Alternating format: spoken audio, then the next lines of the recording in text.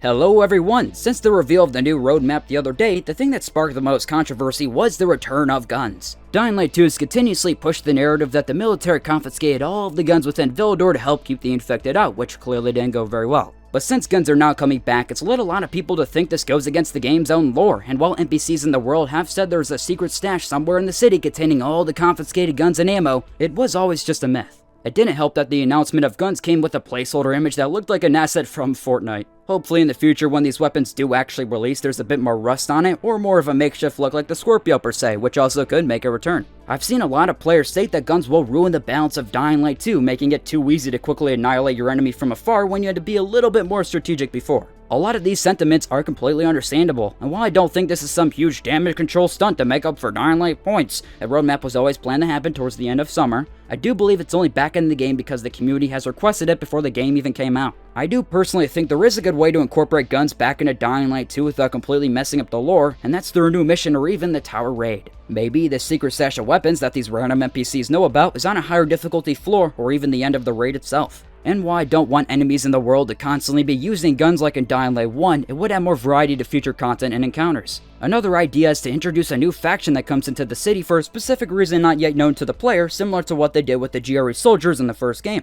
They could introduce guns back into the city of Villedor, making it feel less tacked on than just a simple bundle drop in the stash. Dying Light 2 hasn't had a ton to grind towards, so adding in guns would be a good special surprise to unlock in some way. I have seen concerns that people will become too reliant on guns, and honestly my take is let people play the game however they want to play it. Some folks want to focus on melee weapons, cool. Some want to treat it like it's a shooter, whatever. We all play these games for varying reasons, so I don't think at the end of the day this is hurting the game as much as some are saying. But anyways though, share your thoughts down below, and until next time, thanks for watching.